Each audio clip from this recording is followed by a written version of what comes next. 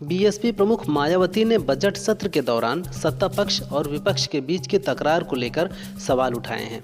उन्होंने कहा कि नारेबाजी के बीच सदन तो हंगामेदार रहा, लेकिन इससे शोषित और पीड़ित जनता को क्या मिलेगा।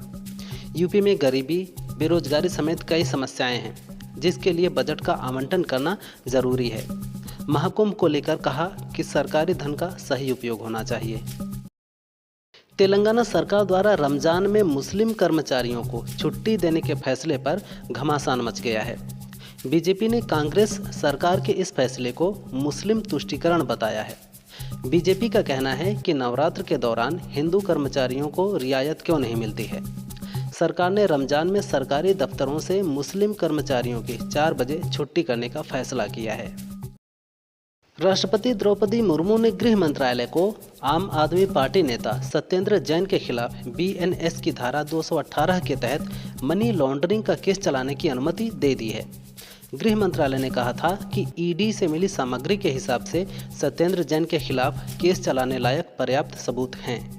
जैन को 2022 में मनी लॉन्ड्रिंग केस में गिरफ्तार किया गया था, जबकि 2018 की चार्जशीट में उनकी संपत्ति आय से 217% ज्यादा थी। ज्ञानेश कुमार को सीईसी बनाने पर राहुल गांधी ने पीएम मोदी को असहमति पत्र सौंपा है।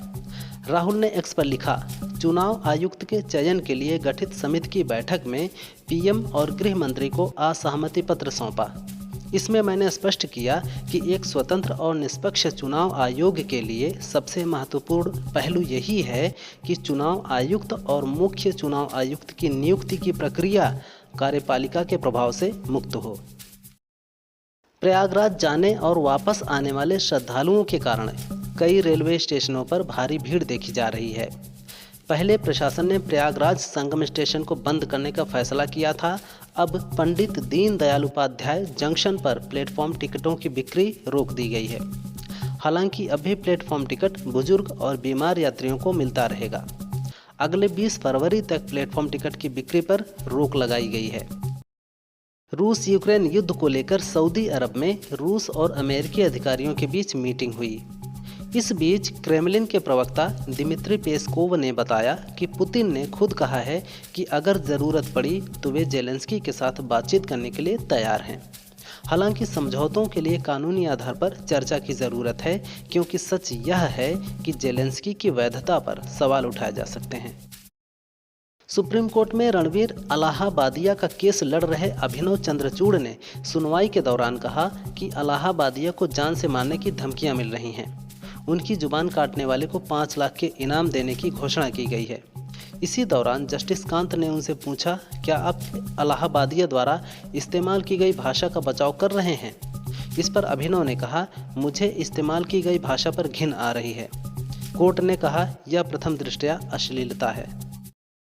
अभिनेत्री रेखा फिल्म क्रिश 4 में नजर आएंगी। एक्टर ऋतिक रोशन के पिता और मशहूर फिल्म निर्माता राकेश रोशन ने इस बात की पुष्टि की है।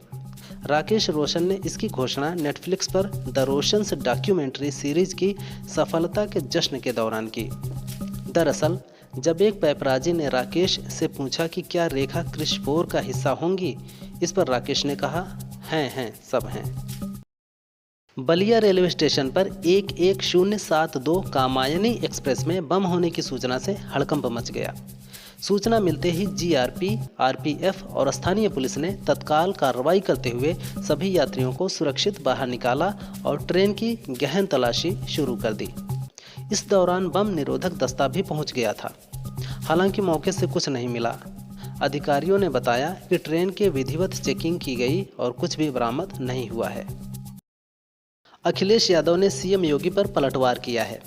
उन्होंने एक्स पर लिखा, दूसरों पर भाषागत प्रहार करके समाज में भेद उत्पन्न करने वालों में यदि क्षमता हो तो यूपी में ऐसे वर्ल्ड क्लास स्कूल विकसित करके दिखाएं कि लोग बच्चों को पढ़ने के लिए बाहर ना भेजें। दरअसल सीएम योगी ने कहा था कि विपक्षी अपने बच्चों को अंग्रेजी स्कूलों में पढ़ाएंगे, जबकि दूसरे के बच्चों को उर्दू पढ़ाकर मौलवी बनाएंगे। उनको कठमुल्लापन की ओर ले जाना चाहते हैं।